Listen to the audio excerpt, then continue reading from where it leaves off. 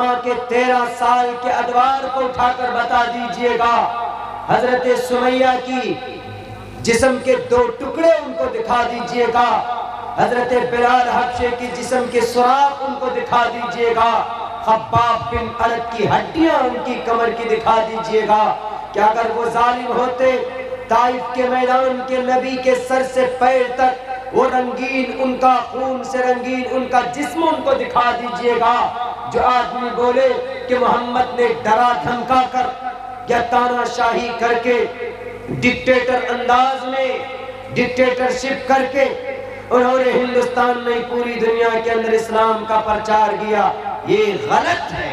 आप अलैहिस्सलातु वस्सलाम ने अमन के साथ, सुकून के साथ इंसानियत के पैगाम को आम किया। और आपने कहा भी, कुरान करीम के अंदर आपके बारे में ऐलान किया जाता है, लक़द कान लकुम फी रसूलिल्लाहि उस्वतुन हसना वमा अरसलनाका इल्ला रहमतल लिल आलमीन। I sent you not but as a mercy. उठाओ बाइबल, दुनिया के गद्दारों, नबी पाक अलैहिस्सलातु वस्सलाम की अमन और शांति का पैगाम वहां पर मिलेगा। आई सेंट यू नॉट, मैं तुम्हें नहीं भेज रहा हूं बट एज अ मर्सी, लेकिन रहमत बनाकर फॉर ऑल क्रिएचर्स, दुनिया के तमाम 18,000 मखलूकात के लिए। Creatures, what is the meaning of creatures? Creatures आसमान और जमीन के बीच में जितने भी मखलूकात हैं, चाहे वह इंसान हो, चाहे वो हिंदू हो, क्रिश्चियन हो, जैन हो, बुद्धिस्ट हो, आप अलैहिस्सलाम सबके लिए रहमो करम बनकर आए थे। मर्सी फॉर ऑल क्रिएचर्स, तमाम मखलूकात के लिए, अल्लाह की तमाम मखलूकात के लिए क्रिएचर्स का इस्तेमाल होता है। Creator, creatures of the creator, अल्लाह के तमाम मखलूकात के लिए मोहम्मद रसूलुल्लाह सल्लल्लाहु अलैहि वसल्लम को रहमो करम बनाकर भेजा। मेरे हिंदुस्तान की इस धरती पर नबी की शरीयत पर, नबी की ईमान के साथ साथ हिंदू भाइयों, आपका ग्रंथ भी कहता है मानने पर कि हाँ वो ऐसे होंगे। और यहाँ तक कि कहा गया, राजा भोज ने नबी पाक अलैहिस्सलाम की मानवता की तारीफ की थी।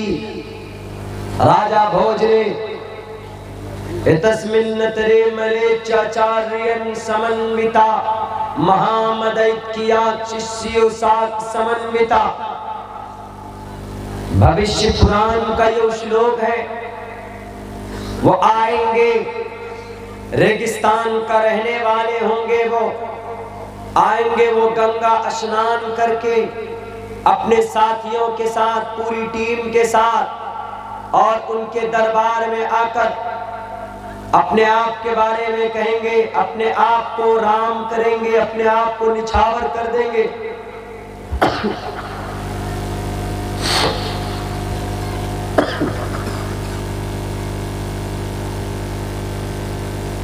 वो क्यों आएंगे रेगिस्तान के इस गुरु के पास? इसलिए आएंगे कि इनके आश्चर्यचकित, इनके मिलकर, इनके मौजज़ात को देखकर, चांद के जो टुकड़े मोहम्मद रसूलुल्लाह ने किए, उसको देखकर राजा भोज, भोपाल शहर राजा भोज के नाम पर बसा हुआ, वो देखेंगे इस मिरेकल को, तो वो कहेंगे कि हमने अपने ग्रंथों के अंदर मानवता का, इंसानियत के पैगाम का सबसे बड़ा आलमबरदार इस धरती पर जो होगा, हमने जो पढ़ा है, उनकी सिफत में, उनकी विशेषताओं में से एक विशेष और एक सिफत यह होगी कि वो चंद्रमा के 2 टुकड़े करेंगे और मोहम्मद रसूलुल्लाह सल्लल्लाहु अलैहि वसल्लम ही वो जात है to the all human beings history, पूरी दुनिया की इंसानियत की तारीख के अंदर, कि मोहम्मद रसूलुल्लाह ने चांद के 2 टुकड़े किए, जिसको देखकर राजा भोज को बड़ा ताज्जुब हुआ। उन्होंने देखा कि जगतपति अशिनास दूध मनवट्ठेश्वर्य गुणन्विता इस धरती के ऊपर जालिम का भक्षक आ गया, जालिम का भक्षक, राक्षस का भक्षक इस धरती पर आ गया। और एक महाप्रलय के करीब एक बहुत बड़ा जालिम राक्षस आएगा, उसका भी वध का तरीका वो बताएगा। और वो गुरु ज्ञानी होंगे, वो अंतर्यामी होंगे। अंतर्यामी का मतलब वही के जरिए जो खबर दी जाएगी वो ज़ात अक़दस लोगों को बताएंगे। और मोहम्मद रसूलुल्लाह ही वो हैं जिन्होंने इस धरती पर बड़े बड़े गुनाहों का के असबाब का निवारण किया। जैसे शराब है, आप अलैहिस्सलाम के बारे में कहा गया अष्टो गुनाः पुरुषम दीपयन्ति पर्या चकोलम चिदम शुरूतंच प्राकर्मश्य बहुभाषिता च।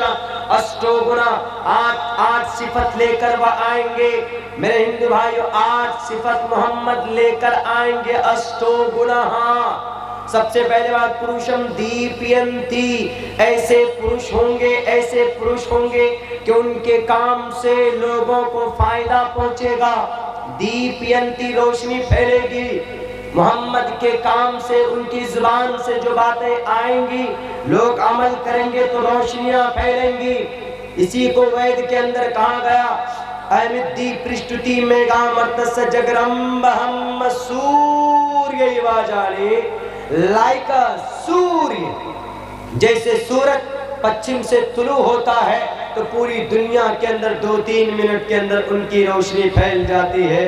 तो मोहम्मद पुरुषम दीपयन्ति, ऐसे पुरुष होंगे वो कि उनसे लोगों की जिंदगी जो गलत ट्रैक पर जा रही होगी, उनके बताए हुए मार्ग का दर्शन कराकर वो लोगों को सही दिशा दिखाएंगे। उनके जीवन ऐसे कल्याण होगा, मानवता का कल्याण होगा। पयाम इंसानियत, इंसानियत के पैगाम को आम करेंगे।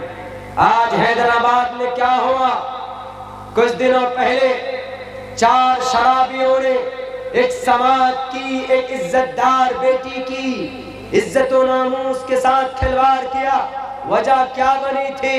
शराब। मेरे नौजवानों, मेरे हिंदू भाइयों, आपके धर्म ग्रंथ के अंदर शराब की या नशीली पदार्थ की ममानियत नहीं है, लेकिन बुराई की, रेप की ममानियत है, बेपर्दगी की ममानियत आपके ग्रंथों में भी है। अधे पश्यस्ते मोह परी संतराम पाद कौहर माते कौशल पको, समाज की कोई भी बेटी बेपर्दगी करके बाहर न जाए। इस्लाम के अंदर शराब की हुर्मत के ऊपर पाबंदी के साथ नस्से कती मौजूद है। शराब की वजह से उस समाज की बेटी की इज्जत व नामूस लूट कर उनकी हत्या की गई, सारी हदें पार कर दी गई। इसीलिए मेरे नबी ने कहा कि शराब को बंद करो। इस शराब की वजह से समाज तबाह हो रहा है, इस ठेपी की वजह से समाज के नौजवान बिगड़ रहे हैं, इस टैबलेट और सुलेशन की वजह से समाज के नौजवान खोखले हो रहे हैं। नहीं तो हैदराबाद की उस साउथ के एरिया का सबसे बेहतरीन इलाका माना जाता है कि वहां पर एक डॉक्टर के साथ, एक समाज की जवान इज्जतदार बेटी के साथ, एक सोशल वर्कर के साथ उस शराब के नशे के अंदर, पहले शराब पे उन्ना लाया कौन है, पहले दरिंदगी को पूरे शबाब पर लाया, उसके बाद तब उन्होंने प्लानिंग तैयार की। लेकिन मैं रुक कर यहाँ पर एक सवाल करूंगा हम अपने हिंदुस्तान के प्रशासन पर। जब उसकी बहन ने FIR किया था, जब उसकी बहन पहुंची थी थाने के अंदर उसकी बहन ने ये कही कि मेरी बहन का डरा हुआ कॉल आया है। उनको कुछ लोगों ने उनके बाइक पंचर बनाने की बात कही है, लेकिन मेरी बहन डरी हुई है, उसका फोन स्विच ऑफ आया। आप एक्शन लीजिए। प्रशासन के लोगों ने कहा हमारे थाने की बात नहीं है, फला थाने की बात। अरे उस थाने की बात थी तो सिचुएशन को देखकर वायरलेस करते, उनको इन्फॉर्म करते। अगर प्रशासन एक्टिव होती जितने पैसे खर्च करते हो मॉब लिंचिंग कराने पर, जितने पैसे खर्च कर रहे हो CAB लाने पर, दिल्ली के अंदर 43 लोग मौत के घाट उतर गए। कल 8 दिसंबर के अंदर सीतामढ़ी समस्तीपुर के मजदूर लोग थे, 2.5 घंटे तक आग जलती रही उस बिल्डिंग के अंदर। एक कॉल रिकॉर्ड मुझे मौसूल हुई है, वो बच्चा, वो जवान लड़का 4 साल से काम कर रहा था उस फैक्ट्री के अंदर, अपने भाई को फोन पे तड़प तड़प कर कहता है कि भाई आज तक हमने मौत का नाम सुना था, लेकिन मेरे सामने मौत खड़ी है, मैं मरने वाला हूँ, मेरी बच्चे की तुम देखभाल करना। 2.5 घंटे तक आग लगी रही दिल्ली के उस दाल मंडी के अंदर। क्यों नहीं आपके पास ऐसी सुविधाएं हैं, ऐसी फैसिलिटीज है कि आप पानी को ऊपर से बरसा सकें? 2.5 घंटे के अंदर दमकल नहीं पहुंच पाया। कहा जाता है कि अंदर गली थी तो हेलीकॉप्टर के जरिए से पानी बरसाते, लेकिन गद्दार नेता जो पार्लियामेंट में बैठे हुए सिर्फ भारत माता की जय, जय श्री राम के नारे लगाकर अपने अपनी कुर्सियों को मजबूत करते हो, तुम्हें कभी भी परमात्मा नहीं छोड़ेगा। गद्दारों करोड़ों रुपए खर्च करके समाज को बचा सकते हो तुम। उस बेटी की इज्जत बची जा सकती थी अगर पुलिस एक्टिव होकर काम करती। दिल्ली के अंदर तुम्हारा दमकल नहीं पहुंच सकता था जमीन के नीचे से, तो आसमान से बारिश करने के लिए अमेरिका के अंदर ऐसे ऐसे हेलीकॉप्टर है कि करोड़ों मिलियन पानी बरसाया जा सकता है। लेकिन नहीं, तुम्हें तो बिल पास करने से फुर्सत नहीं है, तुम्हें तो मुजस्समा बनाने से फुर्सत नहीं है, तुम्हें तो CAB लाने से फुर्सत नहीं है, जिसकी कोई जरूरत हिंदुस्तान के अंदर नहीं, जिसकी कोई हिंदुस्तान के संविधान के खिलाफ खुद वो चीज है। दिल्ली के अंदर, राजधानी के अंदर 50 लोग लुक़्मे अजल बन जाते हैं 2.5 घंटे के अंदर, और ये लोग पार्लियामेंट में बैठकर दादागिरी करते हैं। CAB बिल लाओ, सिटीजन अमेंडमेंट बिल लाओ। इससे ज्यादा जरूरत है हिंदुस्तान के बॉर्डर को मजबूत करने की, इससे ज्यादा जरूरत है प्रशासन को एक्टिव करने की। अगर वो पुलिस वाला फौरन हरकत में आता, अगर वो पुलिस वाला फौरन एक्शन लेता, तो उस डॉक्टर की भी जान बच जाती और वो चारों मुजरिम भी मुजरिम नहीं बनते, उनका इनकाउंटर में मौत भी नहीं होता। 5 लोगों की जान बच सकती थी कि नहीं बच सकती? इन पर कोई बिल नहीं। लुटेरों गद्दारों पे बेवकूफ बनाते हो इस धरती के हिंदुस्तान के लोगों को। CAB बिल, मेरे हिंदू भाइयों, आप अगर सुनेंगे तो आप भी कहेंगे कि वाकईतन ये नफरत पर मबनी है ये CAB बिल। पयाम इंसानियत का जलसा है, माफ कीजिएगा, लेकिन यहाँ इंसानियत की सारी हदें तोड़ दी गई है हिंदुस्तान के अंदर। CAB बिल अफगानिस्तान से, पाकिस्तान से, बांग्लादेश से जो भी मुस्लिम के अलावा कोई आएगा, कोई भी आदमी मुस्लिम के अलावा, उनको नागरिकता दे दी जाए। मुस्लिम आएगा तो उनको नागरिकता नहीं दी जाए। क्या है आर्टिकल 14 का हल, 14 का जनाजा है कि नहीं? हिंदुस्तान के दफा 14 का जनाजा है कि नहीं?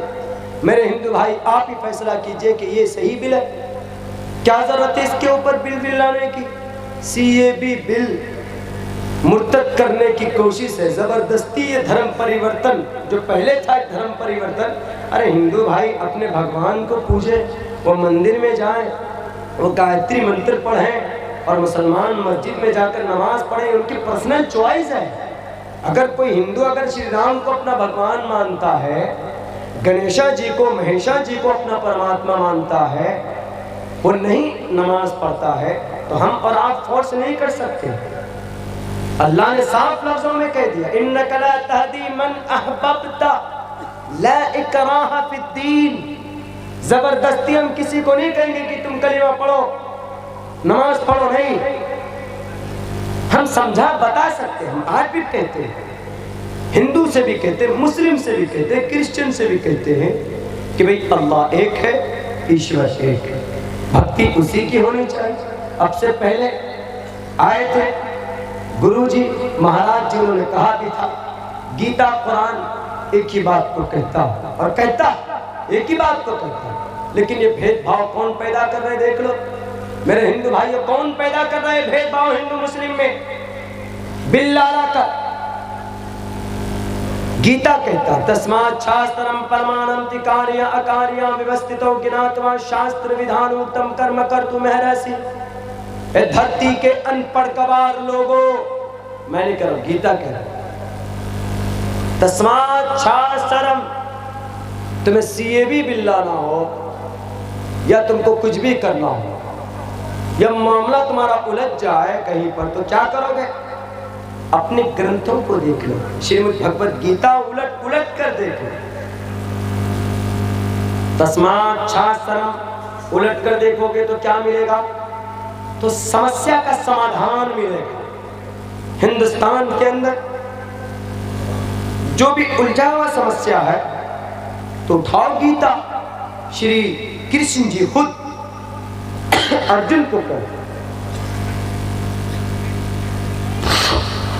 देखिए मेरी चूंकि तबीयत भी खराब, मैं 20 से 25 मिनट तक बोल पाने की कोशिश करूंगा।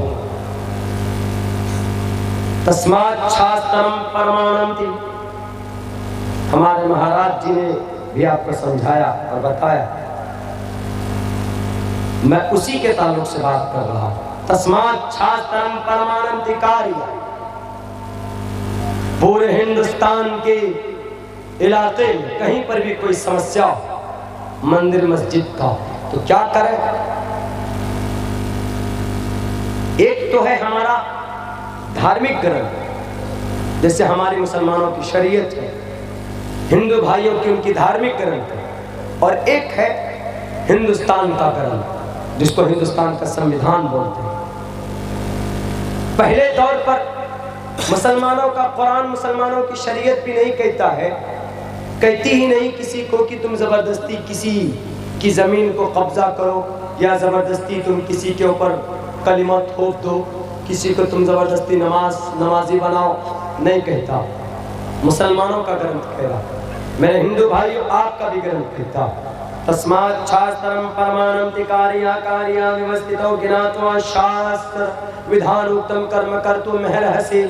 कोई मामला उलझ जाए, चाहे वो मंदिर का हो, मस्जिद का हो, चाहे वो कोई और मैटर हो, हिंदू का हो, मुस्लिम का हो, दलित का हो, शूद्र का हो, वैश्य का हो, कोई और मैटर हो, तो तुमको अपने ग्रंथों को देखना चाहिए। और मेरे हिंदू भाइयों, मैं साफ लफ्जों में कहता हूं आपको, आज भी हमें और आपको जो धर्म के नाम पर बांटा गया, छुआछूत भेदभाव पैदा किए गए, 4000 साल पहले हिंदुइज्म आई जरूर है हिंदुस्तान में, लेकिन उन्होंने जो एक कॉन्सेप्ट राइज किया है आपके बीच में, दलित का, शूद्र का, वैश्य का, मेरे ब्राह्मण भाइयों, आप महाराज जी से पूछ सकते हैं, जो महाराज जी आए थे, क्या इस धरती के ऊपर किसी इंसान को ईश्वर ने अपवित्र बनाकर भेजा है?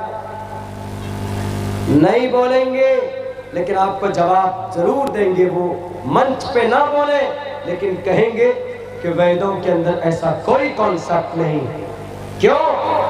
वह साफ लफ्जों में कहता, अगर तुम्हारा धर्म का मामला पाक नापाक पवित्र अपवित्र का मामला उलझ जाए इस धरती पर, तस्मात् शास्त्र, ग्रंथों को उठाओ, उनको खोलो, उनके अंदर देखो, तो उनके अंदर तुमको मिल जाएगा इस समस्या का समाधान। क्या? शूद्रो हामस सामस तथा याकूतो नाम विशुरुता हाम साम या फिस। नूह के 3 बेटे।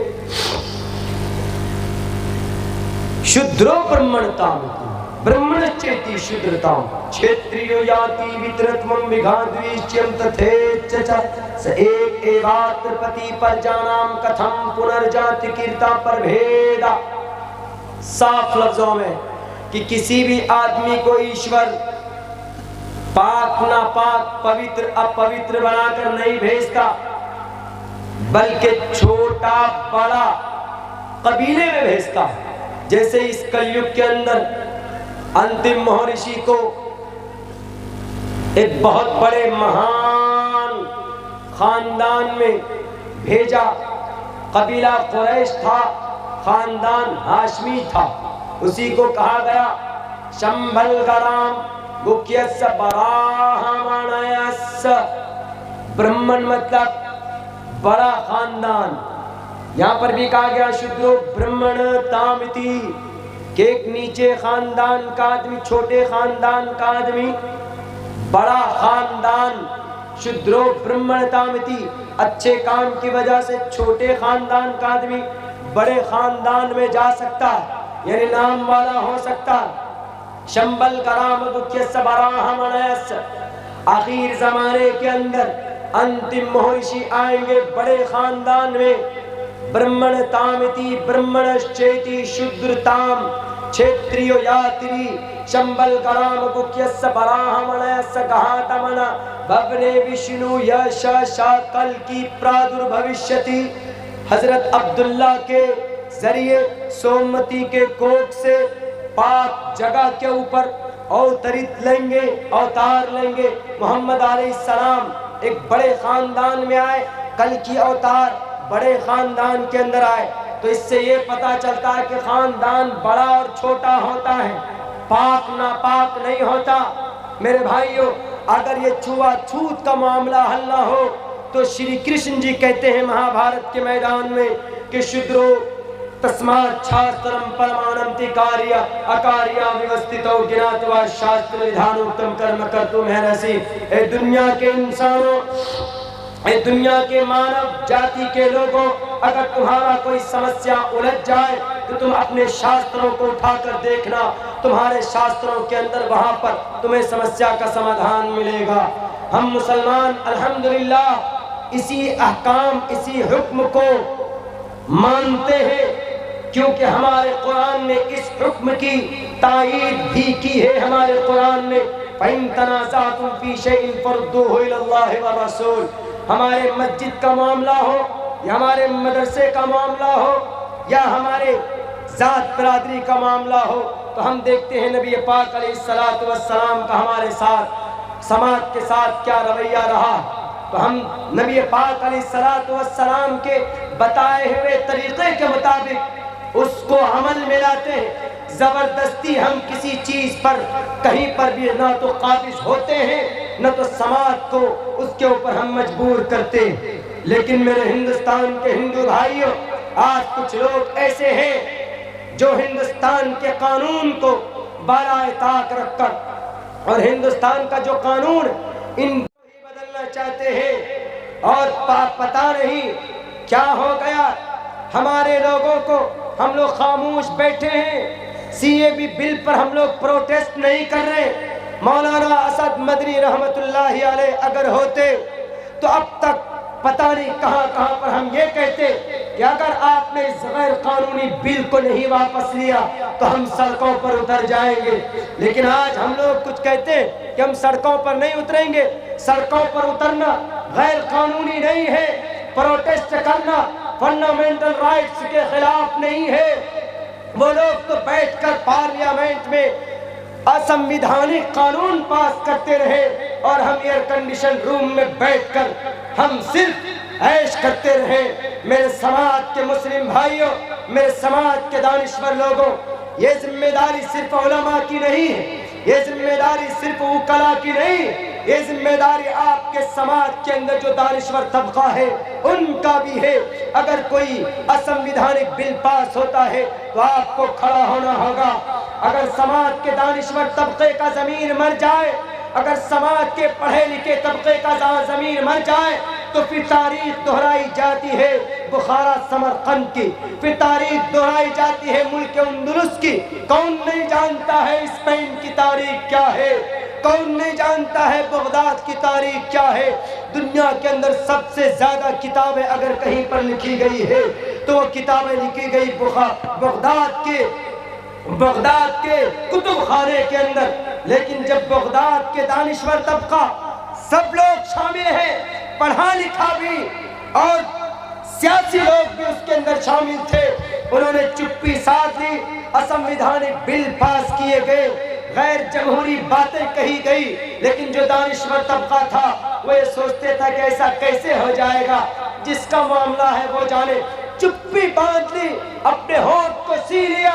वो मुल्क स्पेन जहां पर 800 साल तक हुकूमत थी कलिमा पढ़ने वालों की, 800 साल तक ऐसी हुकूमत थी कि जमीन का कोई हिस्सा ऐसा बाकी नहीं था जहां पर मुसलमानों के सजदे के निशान न पड़े हो, कोई घर ऐसा बाकी नहीं था जहां से अजान की कुरान करीम की तिलावत की आवाज न आती हो।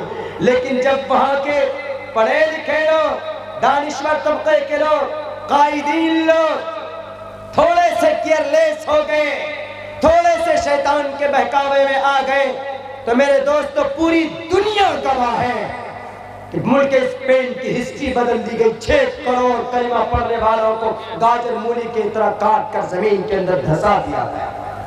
मस्जिद कुर्तुबा स्पेन में दुनिया की सबसे बड़ी मस्जिद मानी जाती, 1400 चिराग बल्ब जलाए जाते थे उसमें रोशनी के लिए। आज उस मस्जिद के मिंबर पर कलीसा चर्च मूर्ति रखे हुए हैं, यानी क्रिश्चियनों का कब्जा है, 3 खुदाओं को मानने वाले का कब्जा है। आज कुर्तुबा की मस्जिद तरस रही है अजान की आवाज सुनने के लिए। क्यों? क्योंकि वहां के जो दानिश्वर लोग थे वो चुप बैठे हुए थे। सीएबी बिल पास हो गया। मेरा सवाल है समाज के दानिश्वर तबके से, आपने क्यों नहीं एक्शन लिया जब हिंदुस्तान का संविधान आपको परमिशन देता? हमने कल खुद अपने भले ही अपने तंजीम के बैनर तले या हम अपने पार्टी के बैनर तले हमने इस बिल को फाड़ा भी है अपने डिस्ट्रिक्ट के अंदर, और हमने इसको जलाया भी इसलिए क्योंकि ये हिंदुस्तान के संविधान के खिलाफ है। हम अगर कान में तेल डालकर सो गए तो ये हिंदुस्तान की जो नागुफ्ता भी हालत है इससे भी बदतर हालत बना दी जाएगी इस धरती की। मानवता नाम की कोई चीज नहीं। अरे नबी पाक अलैहिस्सलाम ने जुल्म का मुकाबला किया था, उस वक्त उनके पास कोई ऑप्शन भी नहीं था। हमारे पास तो ऑप्शन है। हमारा अगर मॉब लिंचिंग होता है, ये सीएबी बिल पास होता है या एनआरसी की बात की जाती है तो हमारे पास ऑप्शन है। क्या ऑप्शन है? सुप्रीम कोर्ट का ऑप्शन है। हमारे पास ऑप्शन है, संविधान का ऑप्शन है। मोहम्मद रसूलुल्लाह के पास कोई ऑप्शन था? उनका तो सुप्रीम कोर्ट उस जमाने में था ही नहीं, हाई कोर्ट भी नहीं था। उनका तो मामला डायरेक्ट अल्लाह से था। अल्लाह से दुआ करके डायरेक्ट मैदान में आ जाते थे मोहम्मद रसूलुल्लाह और कहते थे आओ, है कोई माए कलाल जो मोहम्मद के बाजुओं का मुकाबला कर ले? लेकिन मोहम्मद इतने नर्म दिल भी थे, इतने नर्म दिल भी थे कि आप अलैहिस्सलातु वस्सलाम के बदन पर एक चादर थी। एक यहूदी लड़का आया, अपनी माँ की बेबसी को जाहिर किया, आपने वो चादर भी उनको दे दी।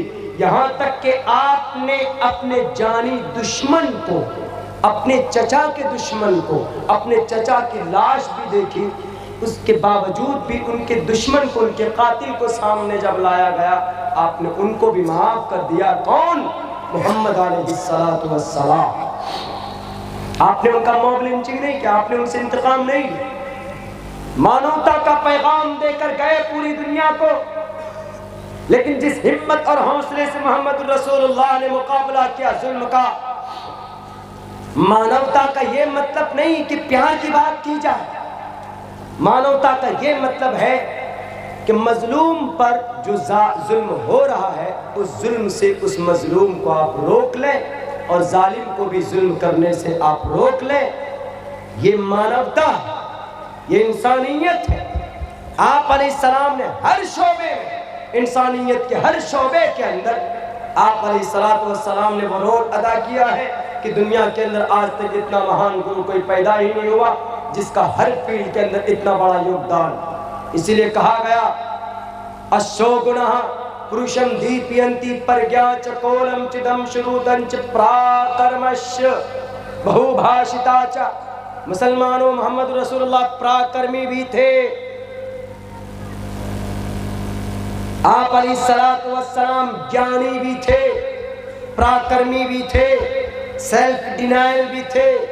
आप अलैहिस्सलाम मॉडेस्टी, काइंडनेस, रहमो करम का समंदर आपके दिल के अंदर बहता था, दुश्मनों को भी गले से लगा लेते थे।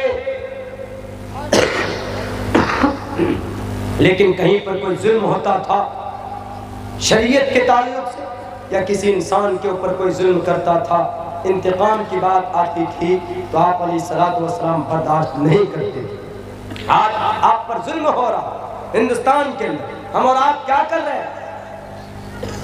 सबसे पहली बात तो यह है कि हम लोग हिंदुस्तान के अंदर रहते हैं मुसलमान बनकर।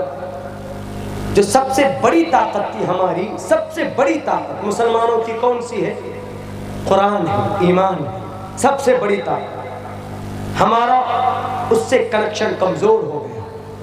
कुरान को समझने के लिए, शरीयत को समझने के लिए, ईमान को स्ट्रॉन्ग करने के लिए आपको वारिसीन अंबिया की, उलमा की ज़रूरत पड़ेगी, आलिम दीन की ज़रूरत पड़ेगी। लेकिन अभी समाज के अंदर इतना डिस्टेंस हो गया है कि हमारे समाज के लोगों ने उलमा किराम को वो उस निगाह से, उस एहतराम के साथ नहीं देख पाते हैं जो पहले के लोगों के अंदर थी। एक वाक़या पेश आया कुछ दिनों पहले कटिहार के अंदर एक आलिम दीन के साथ जलसे वालों ने उनकी बड़ी बेइज्जती की, थोड़ी सी मिसअंडरस्टैंडिंग की वजह से।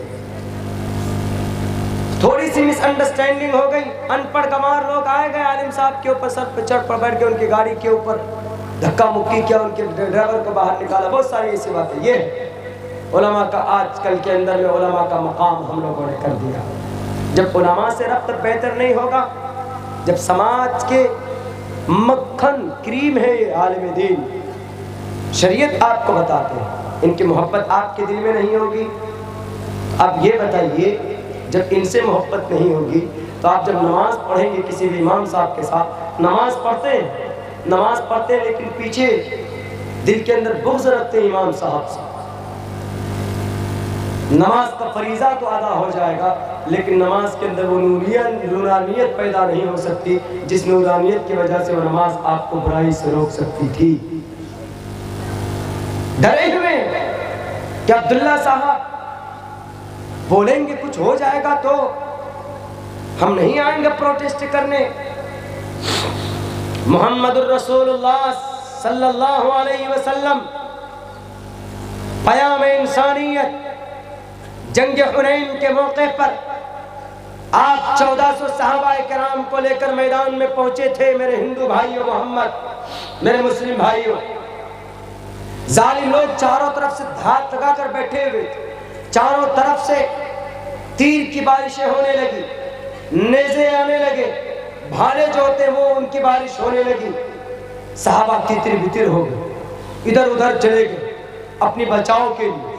चूंकि थोड़ी सी बात आ गई थी अपनी कसरत पर, केयरलेसी पर, तो अल्लाह तबारक व तआला ने दिखा दिया कि जब मेरी नुसरत ना हो, जब मेरे साथ तुम्हारा कांटेक्ट मजबूत ना हो, तो ना तो अपनी ताकत पर इतराना और ना तो अपने कसरत के ऊपर इतराना।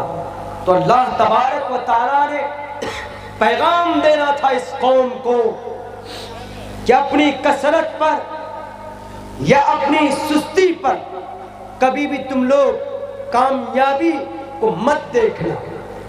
तो अल्लाह के नबी अलैहिस्सलाम के प्यारे सहाबा बिखर गए।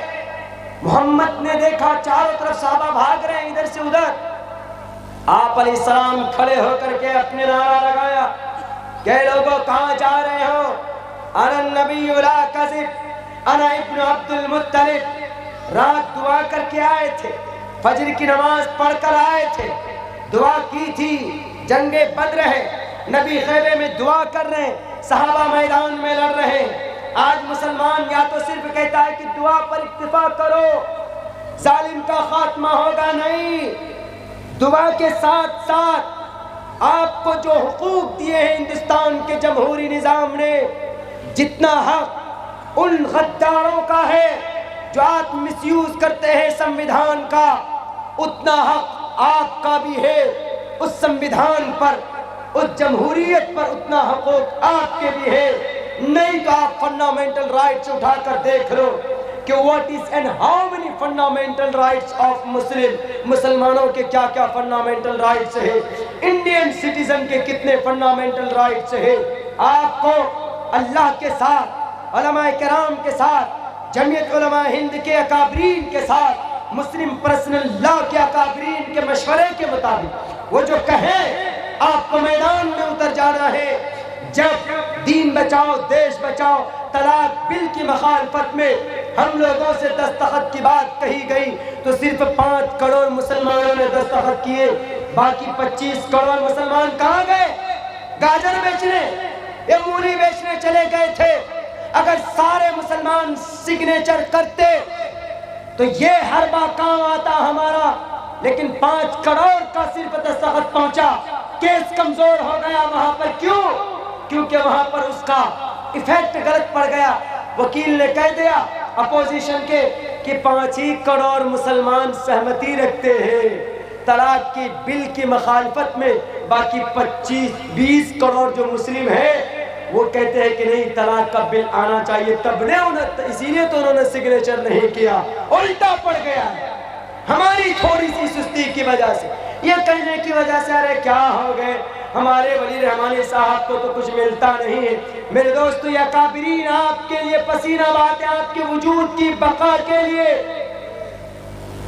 दुआएं कीजिए रातों को जाग जाग कर इन काबिरीन के लिए, आपके फंडामेंटल राइट्स के लिए, आपके हिंदुस्तान के वजूद के, हिंदुस्तान के अंदर आपके वजूद के लिए ये लोग अपना पसीना बहाते हैं। मोहम्मद रसूलुल्लाह ने कहा क्या नबी ला कज़िब, अबू जहल के औलादो आज आ तेरी माँ ने दूध पिलाया है। ये नबी तन्हा खड़ा है इस मैदान में। अगर कहते कि दुआओं से सिर्फ काम बन जाता, आज जिस तरीके से हम घर पे बैठे हुए हैं, सीएबी बिल की मुखालफत नहीं कर रहे हैं, एनआरसी को सिर्फ मुसलमानों पर लागू करने की बात की गई, हमने रद्द अमल किया। क्यों नहीं किया? जब आएगा एनआरसी, हाँ हम उस वक्त रद्द अमल नहीं कर सकते हैं, उस वक्त हम तरदीद नहीं कर सकते हैं, उस वक्त हम मुखालफत नहीं कर सकते हैं। जब एनआरसी सबके ऊपर लागू किया जाए, धर्म के नाम पर ना लागू किया जाए तो हम मुखालफत नहीं कर सकते, बल्कि हम सपोर्ट करेंगे। और हमने कहा भी, हमको कहते हैं कुछ लोग कि मौलाना आप ही को क्या पड़ी हुई इस समाज की। हमने कहा कि भूल गए हो बर्मा के अंदर 40,000 मुसलमानों को गाजर मूली की तरह काट दिया गया। क्यों? क्योंकि वहां के 6 लाख मुसलमानों का नाम एनआरसी में नहीं, वो दूसरे दर्जे के शहरी। और आपको हिंदुस्तान के अंदर बर्मा के मुसलमान जैसे बनाने की कोशिश हो रही है। नहीं समझेंगे, नहीं आवाज उठाएंगे तो बिल पास होगा और होगा, बिल पास होगा। और ये बिल मेरे हिंदू भाइयों साफ लफ्जों में अब्दुल्ला आपसे कहता है, इस बिल से नुकसान आपको भी है, नुकसान हिंदू को भी। कौन से बिल से? सीएबी बिल से, सिटीजन अमेंडमेंट बिल, नागरिकता संशोधन बिल। कोई भी लोग बाहर से आएंगे, उनको चाहे 3 दिन या 4 दिन के लिए आए, उनको नागरिकता दे दी जाएगी।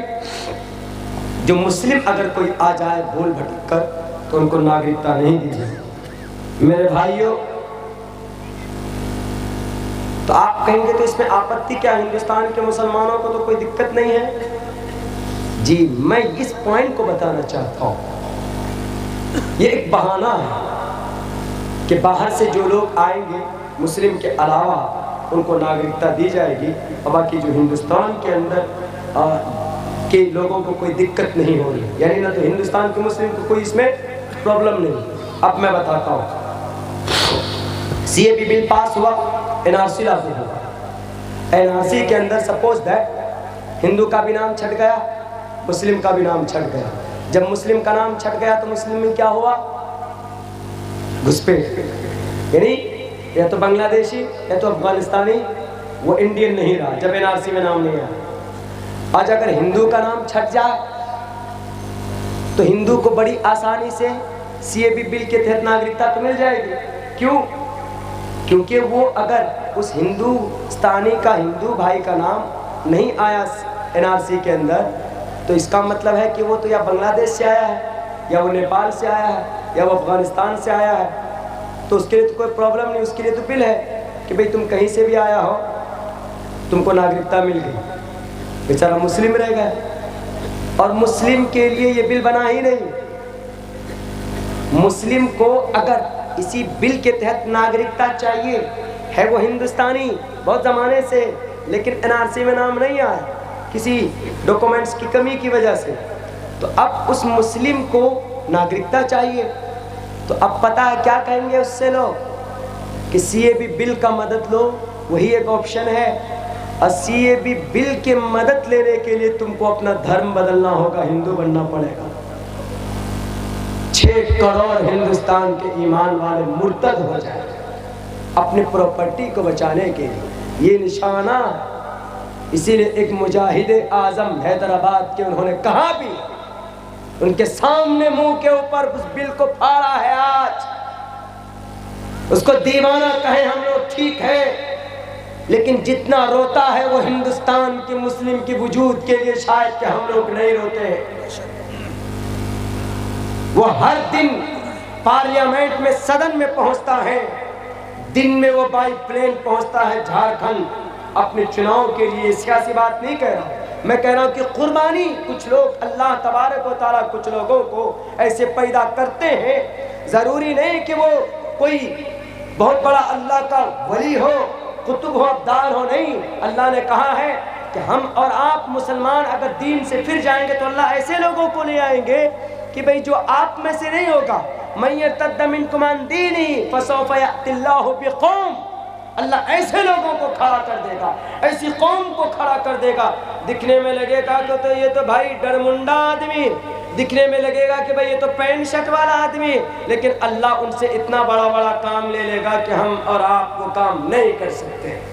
वो काम उनसे ले रहा है। उन्होंने साफ कहा, साफ कि होम मिनिस्टर साहब, आपकी तंजीम के अंदर एक मुस्लिम है और आप एक हिंदू हैं। एनआरसी के अंदर अगर आपका नाम नहीं आया तो सिटीजन अमेंडमेंट बिल के तहत तो आप आ जाएंगे, लेकिन आपकी पार्टी का वो जो आदमी है मुस्लिम, वो तो रह जाएगा बेचारा। अगर उसको आना होगा, नागरिकता चाहिए, तो उसको हिंदू बनना पड़ेगा। जहां पर हिंदू मुस्लिम की बात आ जाए, वहां पर दफा 14 का आहत होता है, दफा 14 के खिलाफ हो जाता है। ये बात कही, पढ़कर सुनाया, बताया भी, और किसी की हिम्मत नहीं हुई बोलने की। वो शेर बोला भी और उनके मुंह के सामने उस बिल को फाड़ा। क्यों? असंवैधानिक है, गैर कानूनी। मेरे मुस्लिम लोग नहीं समझते हैं उसकी पुकार को। एक हिंदू भाई हमसे कल कह रहे थे कि मौलाना, हैदराबाद का हिंदू, हैदराबाद का प्रॉपर, हमारे यहाँ बैंक में काम करता, बोला है कि वहाँ जब उस एरिया के अंदर मौलाना अगर कोई प्लॉट बनता है तो सबसे पहले बिजली पानी का नज़्म इन्हीं के लोग करते हैं। मैं साफ लफ्ज़ों में नाम नहीं लूँगा, लेकिन समझ जाइएगा आप लोग, इन्हीं के लोग करते हैं, उनके लिए मेहनत करते हैं वहाँ पर। और हमारे समाज के अंदर अगर आपके ये साहब होते, ये नौजवान होता, तो अब तक हमको इनको परमात्मा मान चुके होते। लेकिन न मालूम आपके मुस्लिम तबके के लोगों ने कौन से आटे की, कौन से चक्की का आटा खाना शुरू किया है, जो उनको आज तक उनके दर्द को समझने की कोशिश नहीं कर रहे।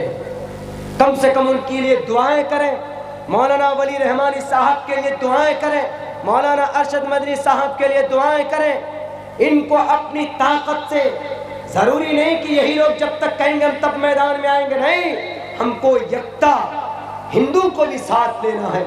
मुसलमान को तो आना ही पड़ेगा, लेकिन हिंदू भाइयों को साथ रख करके इस बिल की हमें पुरजोर लफ्जों में मुखालफत करनी है, क्योंकि यह हिंदुस्तान के संविधान के खिलाफ है। जलसों के मंच के अंदर इस तरह की बातें आई, कुछ लोग बुरा समझेंगे, लेकिन देखिए मौलाना अली मियां नदवी का मैं बहुत बड़ा, मैं समझिए एक तरह से उनका मुरीद हूँ। उनकी किताबें मैं अक्सर अमूमन पढ़ता हूँ। उनके वो मजमून हमारे जहन में है, आप सब भी जानते हैं। अगर इस समाज के बच्चों को तहज्जुद गुजार बना दिया जाए, 5 वक्त नमाज की पाबंदी से और बढ़कर तहज्जुद गुजार बना दिया जाए, लेकिन जिस मुल्क में हम रहते हैं, जहाँ के संविधान हमारे ऊपर नाफिज होता है, अगर हम यहाँ की सियासी हालात को, यहाँ के संविधानिक कवानीन के पेचो खम से हमने अपने समाज के लोगों को अगर वाकिफ नहीं कराया तो एक ज़माना वो आएगा जब आपको तहज्जुद की नमाज तो दूर की बात, आपको फ़र्ज नमाज पढ़ने के लिए खड़ा होने की इजाज़त नहीं होगी। इसीलिए मेरे मुस्लिम भाइयों, हम जिस मुल्क में रहते हैं दो कानून है इस मुल्क में, एक अल्लाह का कानून, सबसे पहले हम अपने अल्लाह के कानून को फॉलो करें, दूसरे नंबर पर जिस मुल्क में रहते हैं उस मुल्क के कानून को हम फॉलो करें। अगर उस मुल्क के कानून की कोई धज्जी उड़ाता है तो हम उनके हाथों को पकड़कर रोकने की कोशिश करें, प्रोटेस्ट के जरिए मैदान में उतर कर उसकी मुखालफत करके, सोशल मीडिया के जरिए उनका रद्द अमल जाहिर करके हम इस तरह के बिल की रिजेक्शन करते हैं, मुखालफत करते हैं पुरजोर लफ्ज़ों के अंदर जो हिंदू मुस्लिम मुखालफत पर मबनी हो खड़ी की गई हो। अल्लाह से दुआ करता हूँ कि अल्लाह तबारक व तआला हम तमाम मुसलमानों को कहने सुनने से ज़्यादा अमल की तौफीक अता फरमाए। मेरा सफ़र यहाँ से बड़ा लंबा झारखंड जा रहा है, इसलिए मैं बड़ी देर तक आप लोगों के सामने बात नहीं कर सकता। वैसे तो 1 बजे जलसे के इख्तिताम का वक्त होता, लेकिन मैं फिर भी शुक्रगुजार हूँ पूरी इस टीम का, अरकान जलसा का, कि इतने दूर से मैं आया और बड़ा अच्छा इंतज़ाम इन्होंने किया। अल्हम्दुलिल्लाह हिंदू मुस्लिम सबको लेकर ये प्रोग्राम मुनाकिद किया, खुसूसन जनाब हशमत साहब जिन्होंने पूरे पिंडाल का और स्टेज का इन्होंने खर्चा अपने ज़िम्मे लिया है। अल्लाह उनके जायज़ मक़ासिद में कामयाबी दी। और स्टार पब्लिक स्कूल के वो डायरेक्टर जिन्होंने हमें शान पोशी की, अल्लाह उनको भी जज़ाए खैर दे। भाई पिंडाल वाले और पूरे अरकान जलसा का मैं उनके लिए दुआ करता हूँ, खुसूसन जिन्होंने इतनी बड़ी कुर्बानी दी। अभी 6-7 तारीख को एक मजदूर आदमी कहाँ अररिया ज़िला के अंदर एक प्रोग्राम था, मदरसे का जलसा था, मजदूर आदमी मजदूरी करता था। और जब वो स्टेज पर आया तो कोने में उसको, बल्कि एक मतलब उसको कोने में बिठा दिया नहीं चाहते, कहा कि आप पीछे बैठ के, आगे बड़े लोग बैठे। लेकिन जब बड़े लोग चंदा देना शुरू किया, कितना 5,000 10,000, सबसे हाईएस्ट 10,000 था। लेकिन जिनको उठाकर थोड़ा पीछे किया था उनको ये कहा कि बाबू कल्लू तुम पीछे हो जाओ। वो पीछे हो गया बेचारा। जैसे हमारे किस्मत भाई दिखते हैं बरौनी के, आदमी बड़ा सीधा साधा है लेकिन बहुत पहुँचे हुए गुरु।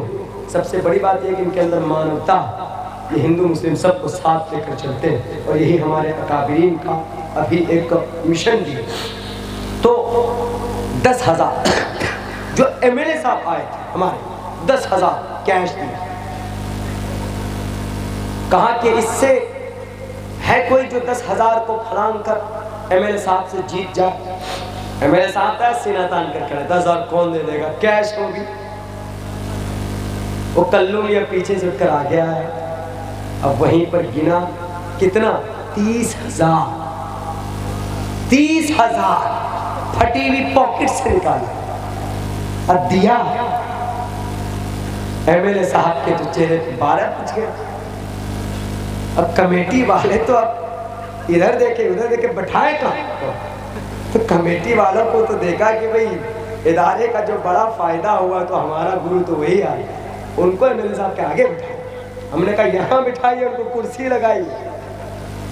MLA साहब अंदर ही अंदर हंसते हैं। हमने कहा हाँ, दीन के काम में जो कुर्बानी देगा अल्लाह उनको इज्जत देता है।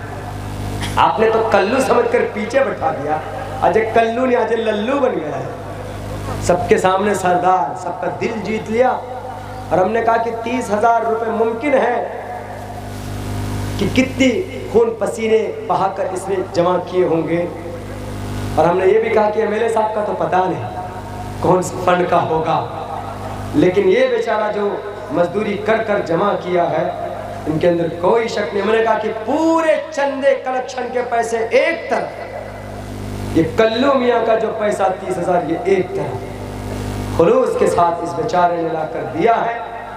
और कोई अकड़ नहीं थी इसके अंदर। आपने कहा कि पीछे हो जाओ तो पीछे चला गया, लेकिन आज यहाँ का ये MP है, मेरे कुर्सी पर हमने उसको बिठाया जी। तो इसीलिए इस पूरी जो इन्होंने कोशिश की है, पिंडाल वालों ने, हशमत भाई ने और नौजवानों ने, खुसूसन जवानों के अंदर बड़ी डिसिप्लिन है। अल्लाह इनकी डिसिप्लिन को, इनके इंतज़ाम को और इनके खुलूस को, इनकी मोहब्बत को इत्तिहाद के अंदर बदल दे। और अपनी शरीयत से और ज़्यादा जुड़ने की तौफीक अता फरमा। CAB बिल के तहत हम लोगों को एक एहतजाज, हम लोगों को एक इनक़िलाब बर्पा करना है जमहूरी अंदाज में। कहाँ है हमारे शेर ने कि आप हमको तूफ़ान में उस कश्ती के तरह छोड़ रहे हैं जिसका मल्लाह भी ना हो, ताकि हम लोग वैसे गर्क हो जाएं। लेकिन याद रखो, साहिल पर खड़े होकर तमाशा देखने वालों, वो कश्ती साहिल पर पहुंचेगी भी और हम जिंदा भी वापस लौटेंगे। तुम्हारे इस ख्वाब को शर्मिंदे ताबीर कभी नहीं होने देंगे इंशाअल्लाह। इस जमहूरी निज़ाम को कभी टूटने नहीं देंगे। मेरे हिंदू भाई भी इसमें सपोर्ट करेंगे और मेरे मुसलमानों को तो मैदान में आना ही होगा। अल्लाह सबके जायज़ मकासद को कामयाबी फरमाए, उनकी नेक नीयती के अंदर बरकत अता फरमाए। अस्सलामु अलैकुम व रहमतुल्लाहि व बरकातहू। दुआ कर दो, अरे कोई और कर दो। अल्लाहुम्मा सल्लि अला मुहम्मद व अला आलि मुहम्मद कमा सल्लैता अला इब्राहीम व अला आलि इब्राहीम इन्नका हमीदुम मजीद। अल्लाहुम्मा बारिक अला मुहम्मद व अला आलि मुहम्मद कमा बारकता अला इब्राहीम व अला आलि इब्राहीम इन्नका हमीदुम मजीद। रब्बना आतिना फिद दुनिया हसनतन व फिल आखिरति हसनतन व क़िना अज़ाबन्नार। रब्बना ज़लमना अनफुसना व इन लम तग़फिर लना व तरहमना लनकूनन्ना मिनल ख़ासिरीन। ला इलाहा इल्ला अंता सुब्हानका इन्नी कुन्तु मिनज़ ज़ालिमीन। अल्लाहुम्मा इन्ना नजअलुका फ़ी नुहूरिहिम व नऊज़ु बिका मिन शुरूरिहिम। या अल्लाह, हमारे सग़ीर कबीरा गुनाहों को माफ़ फरमा। या अल्लाह, हमारी तमाम लग़ज़िशों को, कोताहियों को दरगुज़र फरमा। या अल्लाह, शाम से प्रोग्राम चल रहा, जो भी बातें कही गई है, सुनी गई है, या अल्लाह उसका 100% अमल को तौफ़ीक़ अता फरमा। या अल्लाह, कहने सुनने के अंदर जो भी गलती और चूक हुई है उनको अपने फज़ल करम से माफ़ फरमा। या अल्लाह, इस जलसे की बरकत से इस इलाक़े के अंदर दीन की फ़िज़ा को आम फरमा। जलसे को मुनाक़िद करने में, अरकान जलसा की जायज़ मक़ासिद में भरपूर कामयाबी अता फरमा। जिन्होंने जान से, माल से, वक्त से, जिस एतबार से भी ताउन की है, उन सब की ताउन को कबूल फरमा। या अल्लाह, यहाँ इस शहर, इस गाँव के अंदर हिंदू मुस्लिम के बीच में इत्तेहाद इत्तिफ़ाक़ पैदा फरमा। समाज की, मुस्लिम बिरादरी की दिलो दिमाग के अंदर या अल्लाह शरीयत रसूल से, अल्लाह के फरमान से, अल्लाह के अहकाम के मुताबिक ज़िंदगी गुजारने का जज्बा अता फरमा। या अल्लाह, आज ये कौम लुट रही है, पिट रही है, धर्म के नाम पर इनको मारने की और धर्म के नाम पर इनको मारने की पूरी प्लानिंग और कोशिश की जाती रही और मारते भी।